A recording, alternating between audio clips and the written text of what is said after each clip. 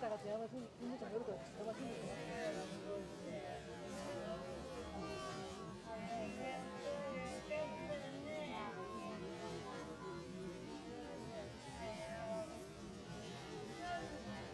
月の30日に、沖縄の舞台で神様の御霊を迎えたと申しましたけれども、今日10月2日、その御霊の宿っておりました高木大師方を受け取りまして、こちらのように神様の人形、真ん中の方に立っておりますのが、乳母神と今現在呼ばれております中心となる神様で、その両脇に赤い旗、白い旗、青い旗、黒い旗で続けております甲冑の武者の人形が建てられます。これが四天王像ですね。先ほど申しました神仏混交のお祭りだということを申しましたけれども、この四天王、仏教の世界で世界の中心にある須弥山という山の東西南北を守る神として知られている神様でございます。で、朝、この5体の人形を建てた後、真ん中に今、こちらの方で、甲冑をつけた武者、またこの真ん中2人立っておりますけれども、これはマロードとか飾り人形と呼ばれております人形でございます。毎年毎年この乳母神と四天王の神様の人形は、これは毎年同じものが建てられますけれども、この真ん中に建てておりますマロードとか飾り人形と呼ばれております人形は、これは毎年作り替えをいたします。で、全てこの飾りが終わりました。大体朝5時頃からスタートして、7時前に行事がその人形を飾る作業が終わりますと、こちらで築山の祭りということで、この築山に再び、この地域の、町の人たちの先祖の御霊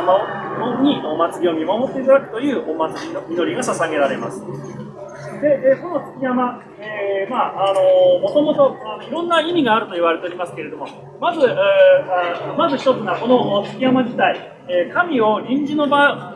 所を設けて神様をお祭りして、お祭りが終わったら帰ってもらうという神社の建物がない時代の古い神祭りの形をよく残してくると言われています。それはなぜかと申しますと、朝組み立てられたこの人形の飾りは、これは夕方、4時頃でございますね。全て解体されて取り外して下ろしてしまわれます。今日お祭りの日1日だけ登場される神がより祀られる山ということになります。そして、この海の場所に山というのがありますけれども、この山自体何を意味しておるかということも問題とされております。で、ここでキーワードとして、注目されるのが、先ほど私がご紹介いたしました赤い旗、白い旗、青い旗、黒い旗に書かれております、仏教の世界の四方を守る神四天王でございます。この四天王、仏教の世界では世界の中心にある須弥山という山の東西南北を守るとされている神でございます。ですので、この山自体、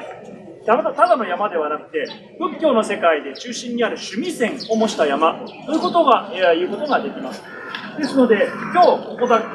このお祭りのこの1日だけ、ここが仏教の世界の教えの上ではですよ、ここが世界の中心ということになるわけでございます。そうした大掛かりなその信仰をもとにしたお祭りということが今このような形で残っているわけでございます。ただ、このお話、今の須弥山の話というものはなかなか推測に近いところがございまして、これを証明する資料というものが近年までなかったんですけれども、今から2年前、北条と八幡宮の鮭であります大友家の文書の中から、西暦1700年代の後半にこの築山の前で、読み上げられた祝詞というものが見つかりました。で、見つかった祝詞を見ますと、それこそ、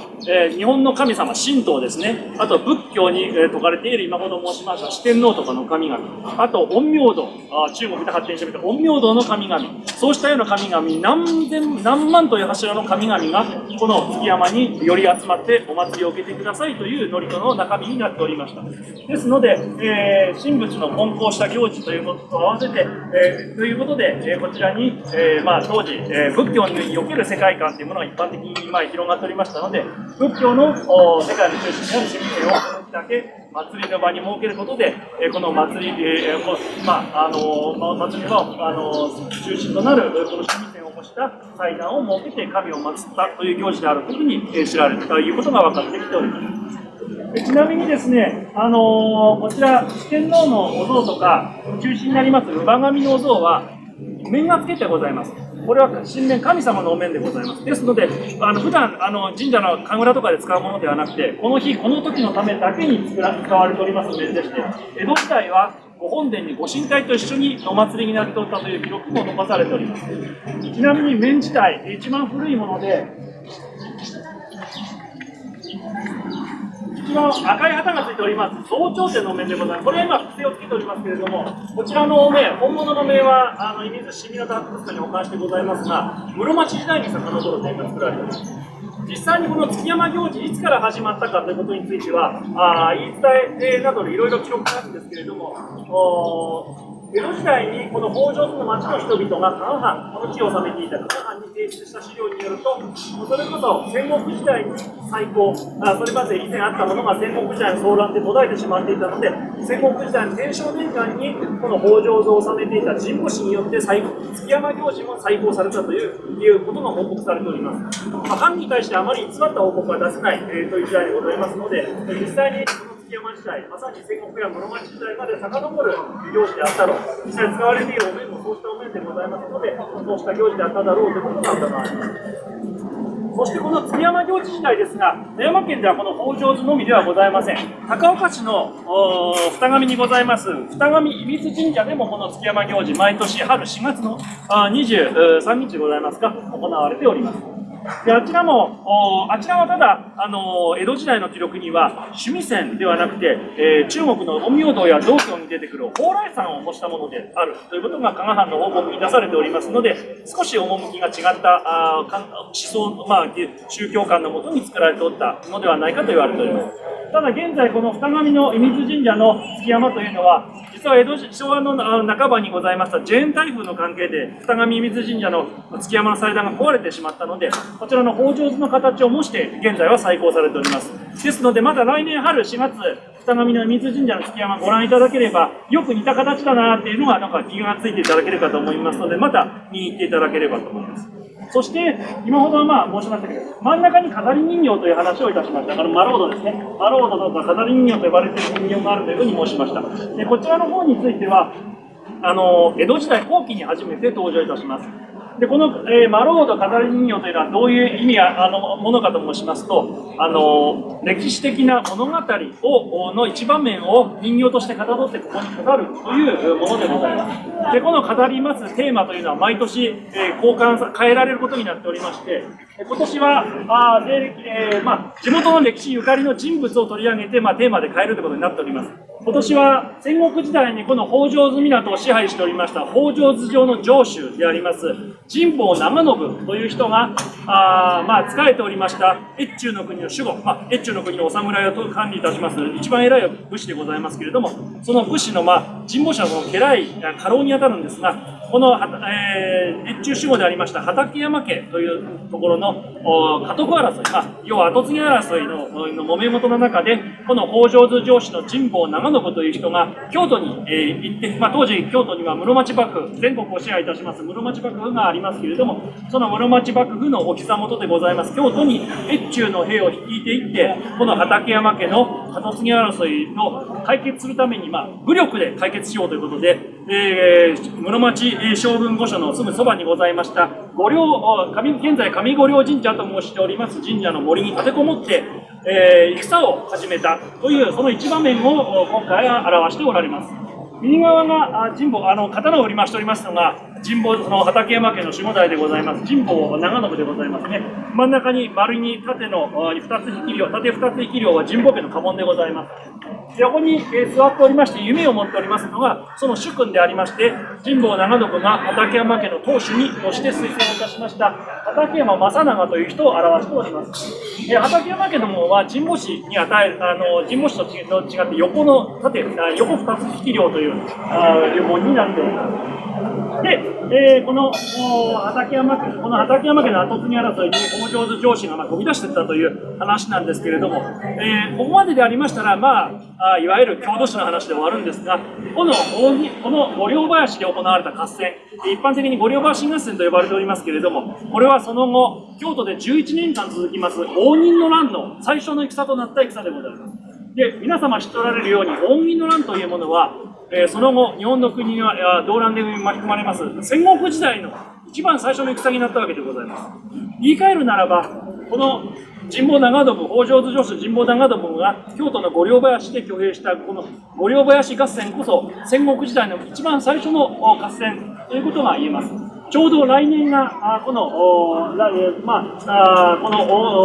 五稜林合戦、西暦1467年の1月に発生するんですけれども、ちょうど来年が550年に当たる年でございますので、今年は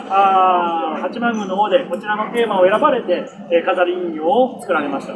ちなみに来年はまた中身が変えられて違うテーマでまた作り直されます。実際、北条と八幡宮の築山の、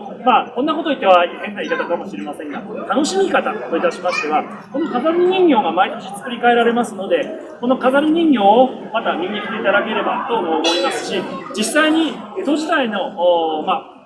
の築山行事そのもの、多くの方に見ていただこうということで、この飾り人形を江戸時代後期に登場したのではないかと言われております。ちなみに先ほど申しました高岡の二神射水神社の築山のでございますけれども、あちらには飾り人形とか、このマロードと言われる人形は真ん中にある人形はなくて、神様の四天王とその出身となる人形しか飾ってありません。